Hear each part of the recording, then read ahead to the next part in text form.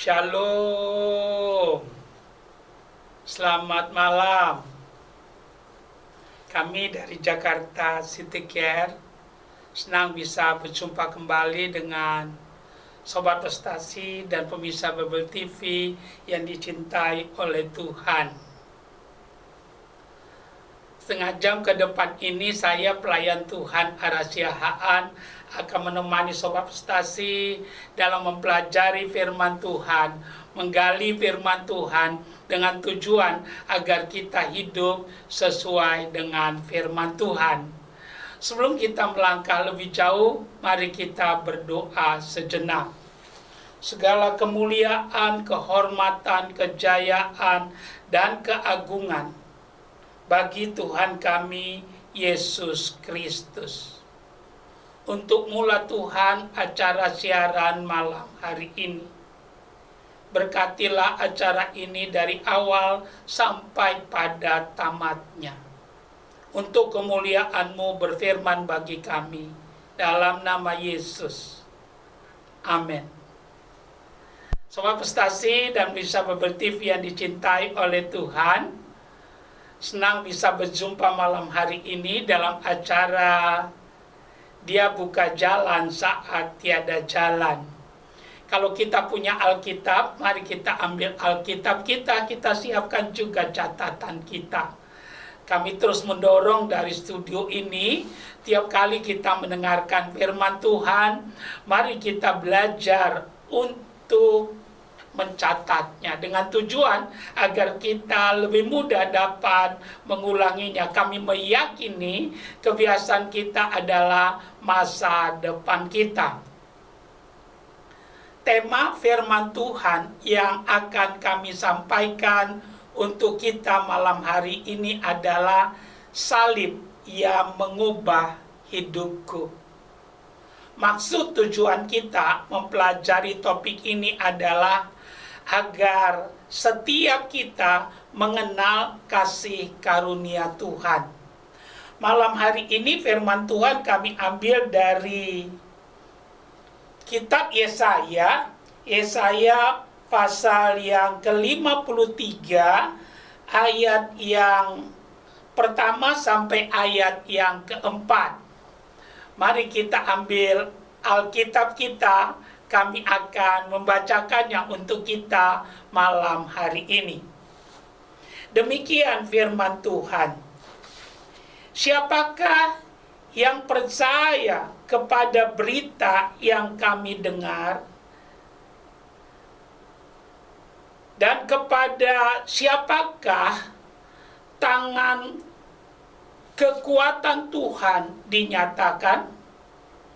Sebagai taruh ia tumbuh di hadapan Tuhan, dan sebagai tunas dari tanah kering. Ia tidak tampan, dan semaraknya pun tidak ada. Sehingga kita memandang dia, dan rupanya tidak, sehingga pun kita menginginkannya.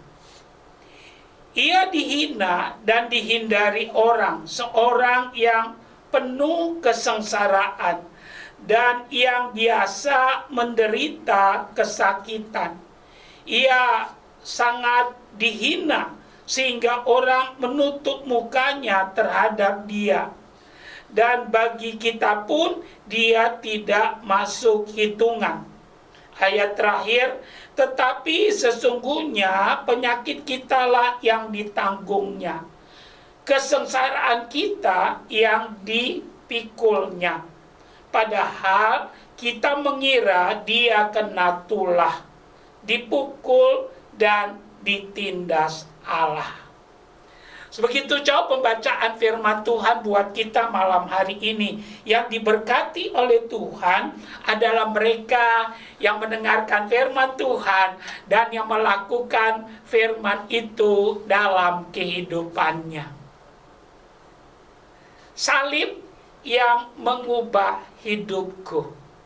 Itulah judul atau tema khotbah kita untuk malam hari ini.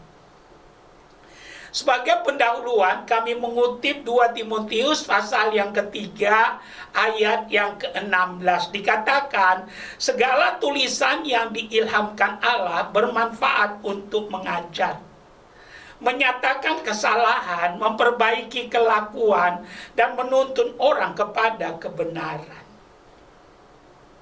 Waktu kita berkata saya percaya Tuhan Yesus, itu merupakan keputusan yang paling tepat yang pernah kita ambil sepanjang kita hidup. Kalau kita masih ada di dalam dunia, belum dipanggil Tuhan ke sorga, tidak ada tuntunan yang paling sempurna bagi kita untuk menjadi petunjuk dan makanan rohani kita kecuali firman Tuhan. Pendeta bisa salah, buku bisa salah, gereja bisa salah, tapi Alkitab tidak mungkin salah. Oleh karena itu, kalau kita sudah percaya Tuhan Yesus, hukumnya wajib bagi kita untuk memiliki Alkitab. Kalau kita sudah memilikinya, mari bangunlah disiplin rohani, bertekadlah tiada hari tanpa firman. Kalau itu yang kita lakukan dan kita sungguh-sungguh melakukannya, ada 3 hal yang terjadi dalam hidup kita. Pertama, pengenalan kita pada Tuhan Yesus semakin dalam. Yang kedua, iman kita akan terurus dengan baik. Yang ketiga, kita mengerti kehendak Allah untuk setiap kita. Apa artinya kita mengerti kehendak Allah untuk setiap kita? Kita tidak meraba-raba, tapi kita tahu persis apa yang Tuhan kehendaki untuk kita lakukan dalam kehidupan ini. Kita tahu bahwa apa yang kita kerjakan belum tentu menyenangkan Tuhan, tapi apa yang Dia suruh kita lakukan itulah yang menyenangkan Tuhan. Nah, malam ini kita akan mempelajari salah satu kehendak Tuhan yang perlu kita ketahui, yaitu salib Kristus mengubah hidupku.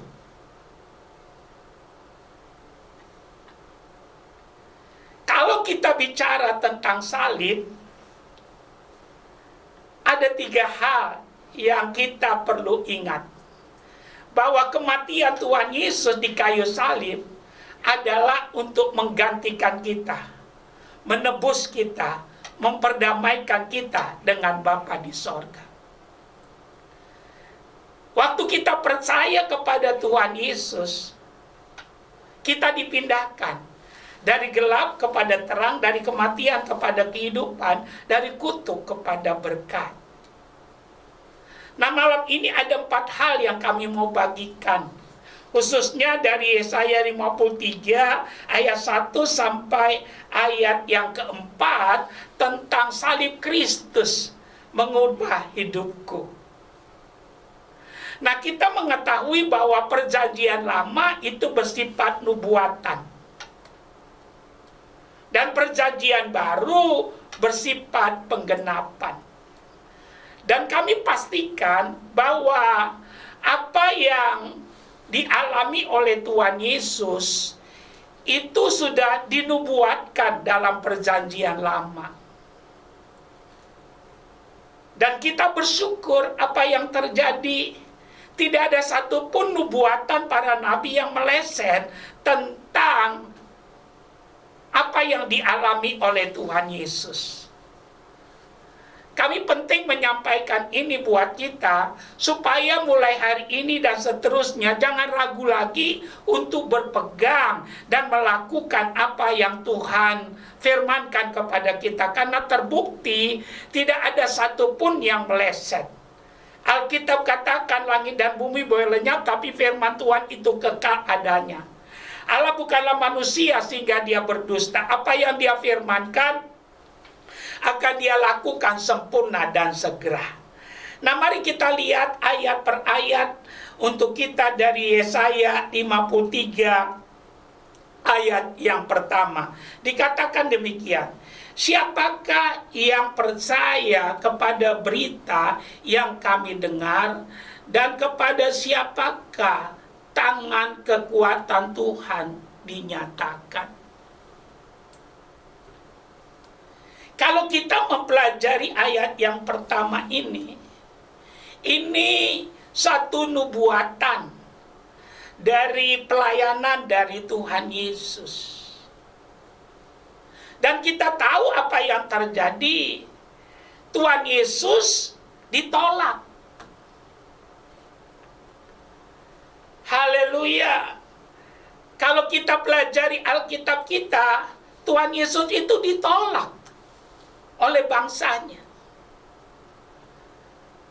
Padahal dia datang kepada milik kepunyaannya. Dan dia datang merupakan wujud kasih daripada Bapa untuk apa? Untuk manusia. Haleluya. Tetapi apa yang terjadi? Itu yang membuat saudara dan saya pada akhirnya mendapat anugerah. Sehingga saudara dan saya boleh mendengar kabar keselamatan itu. Dan apa yang terjadi, ini merupakan kasih Tuhan yang luar biasa kepada kita. Dan kami tekankan buat kita, agama boleh banyak, nabi boleh banyak, rasul boleh banyak, juru selamat cuma satu, Yesus Kristus Tuhan namanya. Di bawah kolong langit ini tidak ada nama lain yang di dalamnya kita bisa selamat, kecuali di dalam nama Tuhan Yesus Kristus. Jadi yang kami mau tekankan buat kita, penolakan Israel merupakan anugerah bagi kita yang ada saat ini. Oleh karena itu apa yang terjadi, ini merupakan kabar baik bagi kita. Kalau kita bisa diselamatkan bukan karena kehebatan kita, tapi karena kasih dan anugerah Tuhan. Oleh karena itu, mari kita hargai kasih Tuhan yang kita sudah dapatkan. Mari kita hargai apa yang Tuhan Yesus sudah kerjakan bagi kita. Kita yang tadinya harusnya binasa, tapi akhirnya kita boleh memperoleh keselamatan itu. Kalau kita menyadari akan hal ini, kami percaya tidak henti-hentinya kita untuk bersyukur kepada Tuhan. Karena Alkitab katakan, upah dosa adalah maut, tapi kasih karunia Allah adalah hidup yang kekal di dalam Kristus Yesus Tuhan kita. Yang kedua, mari kita lihat Alkitab kita ayat kedua. Sebagai taruh ia tumbuh di hadapan Tuhan, dan sebagai tunas dari tanah kering ia tidak tampan, dan semaraknya pun tidak ada, sehingga ia memandang dia, sehingga kita memandang dia, dan rupanya pun tidak, sehingga kita mengingatnya. Haleluya. Dan kami mau tekankan buat kita, ini berbicara tentang penderitaan Tuhan Yesus. Haleluya. Apa yang dialami Tuhan Yesus itu luar biasa bagi kita. Apa yang dialami Tuhan Yesus itu luar biasa. Dan apa yang dia kerjakan itu untuk kita. Tahukah kita bahwa Tuhan Yesus itu sebelum dia disalib, dia dicambuk 39 kali. Dan kita tahu biasanya cambuk Romawi gagangnya 1, talinya 3, dan di ujung-ujung daripada tali-talinya itu ada dipasang 3 ring. Jadi satu cambuk ada 3 tali, dan pada 3 tali itu ada 9 ring paku yang sengaja dipakai, ditaruh untuk melukai. Dan kita tahu prosesi penyalibannya mulai jam 9. Dan kita tahu kalau di Israel biasanya kalau panas itu panasnya bisa 51 derajat. Panasnya luar biasa. Dan apa yang terjadi? Tuhan Yesus dicambuk 39 kali. Tahukah kita pada waktu cambuk pertama kena, dan algojo itu menarik. Dan apa yang terjadi? Daging Yesus terbelah. Panas, keringat, darah keluar. Badan Yesus bergetar. Dan kami mau katakan, hancur. Dan dia lakukan itu karena cintanya kepada kita. Dan kami pastikan apa yang terjadi, dia lakukan karena kasihnya kepada kita. Sungguh besar kasih Allah akan dunia ini, sehingga diberikannya anaknya yang tunggal, supaya barang siapa yang percaya kepadanya tidak binasa, melainkan memperoleh hidup yang kekal. Tidak binasa maksudnya tidak masuk api neraka. Hidup yang kekal maksudnya bukan dunia ini, tapi sorga. Tidak ada lagi harapan bagi manusia itu karena upah dosa maut. Tapi Tuhan mengasihi kita. Yesus datang ke dalam dunia dengan cara meminjam kandungan seorang putri yang bernama Maria. Maria mengandung dari Roh Kudus. Mengandung 9 bulan. Lahirlah bayi Yesus bukan di istana tapi di kandang domba. Dan akhirnya dia bukan hanya lahir, dia mati di kayu salib. Tuhan Yesus mati dalam usia 33,5 tahun. Kematiannya agung dan mulia untuk menggantikan kita, menebus kita, memperdamaikan kita dengan Bapa di sorga. Dia disamakan mati dengan penjahat-penjahat, padahal dia tidak pernah berbuat dosa satu kali pun. Itu arti ayat yang kedua ini. Dikatakan sebagai taruh ia tumbuh di hadapan Tuhan, dan sebagai tunas dari tanah kering ia tidak tampan, dan semaraknya pun tidak ada sehingga kita memandang dia, dan rupanya tidak sehingga kita menginginkannya.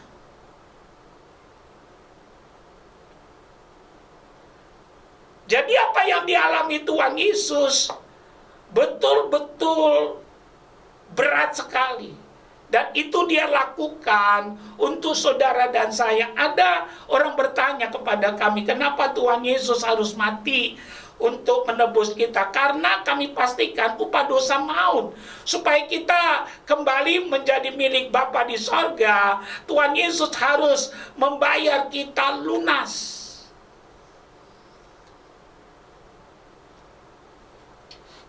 Luar biasa. Kalau ini yang Tuhan lakukan bagi kita, seharusnya kita tidak memakai tubuh kita untuk berbuat dosa lagi, karena sebenarnya tidak ada hak kita lagi.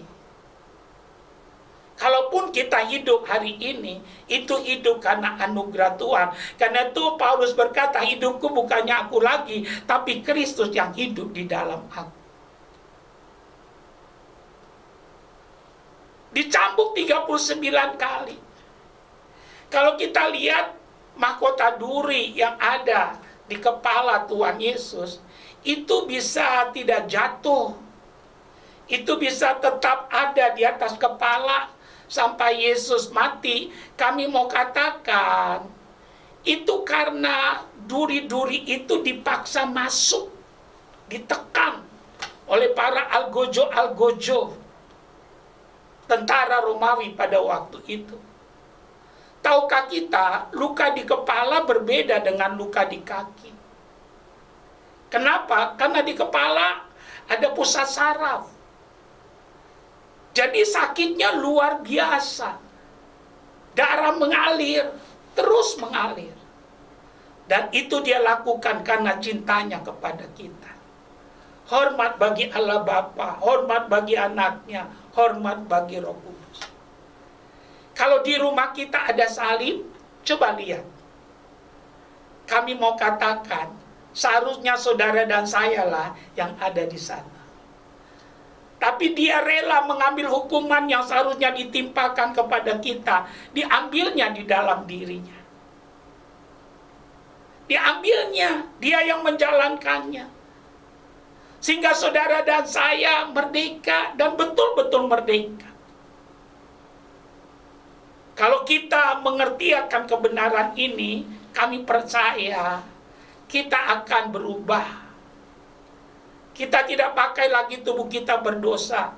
Sungguh-sungguh hidup kita akan pakai untuk kemuliaan dan kebesaran bagi namanya. Untuk menjadi alat.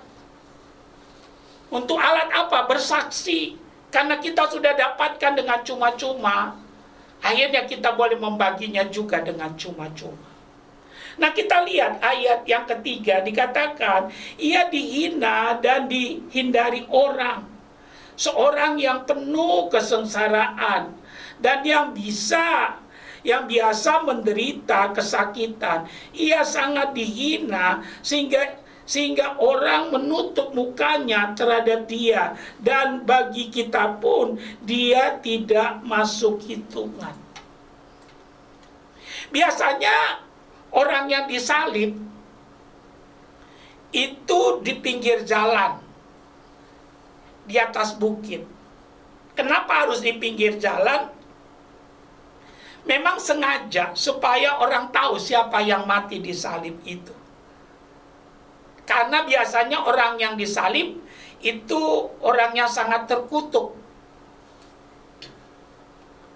Penjahat-penjahat, pemberontak-pemberontak. Tuhan Yesus bukan penjahat, bukan pemberontak. Dia disamakan. Tahukah kita, waktu Yesus disalib, orang berjalan di jalan liat, orang menutup wajahnya. Itu arti ayat yang ketiga ini. Menutup wajahnya, tidak kuat untuk melihat. Karena hancur. Jadi lukisan-lukisan tentang Yesus disalib yang yang diperjualbelikan itu terlalu bagus. Lebih daripada itu, betul-betul hancur, rusak, wajahnya rusak. Kami pastikan itu dia lakukan karena kasihnya kepada kita. Jadi orang yang berlalu lalang itu nggak kuat lihatnya, menutup mukanya. Itulah arti ayat yang ketiga ini. Jadi kalau kami kasih tema untuk khotbah kita malam ini, salib yang mengubah hidupku, itu betul-betul karena kasih anugerah Tuhan kita ada dan kita diselamatkan. Kami pastikan, karena upah dosa maut, neraka. Hanya itu bagian daripada manusia itu. Tapi Tuhan Yesus sangat mengasihi kita. Kalau kita sadar akan hal ini, di minggu-minggu sengsara yang kita sedang jalani menuju Jumat Agung, kami mau katakan, kita akan bersyukur. Kita akan sungguh-sungguh menaikkan syukur. Dan kita akhirnya akan sungguh-sungguh mentaati apa yang Dia perintahkan. Kita akan menyangkal diri. Karena kalau kita ada itu bukan karena kehebatan kita.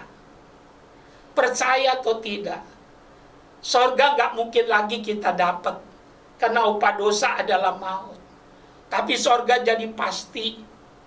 Dan itu tidak mungkin lagi bagi kita, tapi jadi pasti. Kenapa bisa pasti? Karena Yesus. Oleh karena itu kami mau ajak kita malam hari ini, jadikan firman ini jadi perenungan bagi kita. Bagaimana sebenarnya model kekristenan kita. Kalau kita masih jauh dari apa yang Tuhan katakan, tobat malam ini. Segera datang kepada Tuhan. Supaya apa? Supaya ada pengampunan dan kasih karunia yang kita dapatkan. Waktu nggak bisa diulangi, jangan berharap pada hari esok. Tapi kalau kita bisa mendengarkan firman Tuhan hari ini, malam ini, saat ini, jangan keraskan hati kita. Itu membuktikan kasih karunia-Nya masih tersedia bagi setiap kita. Kalau kita sungguh-sungguh ambil keputusan, kami percaya pengampunannya ada atas kita. Mungkin kita berkata, Pak Ara, saya orang berdosa, Pak Ara, saya istri peliharaan orang, saya pelacur, saya pemabok, saya narkoba, saya suka main judi. Kami mau katakan, Tuhan Yesus sendiri yang berkata, orang sakitlah yang memerlukan tabib, orang berdosalah yang memerlukan juru selamat. Dia datang buat engkau malam ini.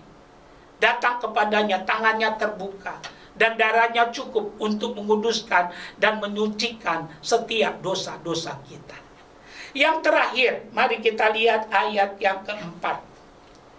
Tetapi sesungguhnya penyakit kitalah yang ditanggungnya, dan kesengsaraan kita yang dipikulnya. Padahal kita mengira dia kena tulah, dipukul, dan ditindas Allah.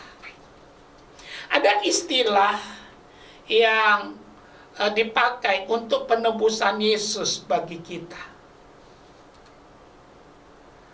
Istilah itu disebut dengan sozo.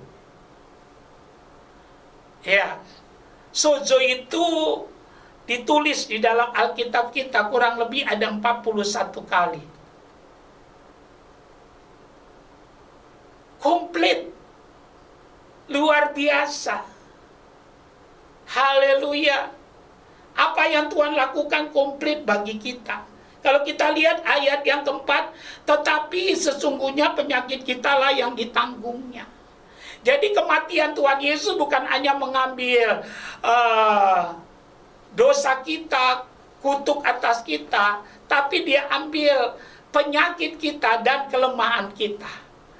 Tidaklah berkelebihan kalau kami berkata tidak ada penyakit yang tidak bisa disembuhkan kalau kita datang kepada Yesus.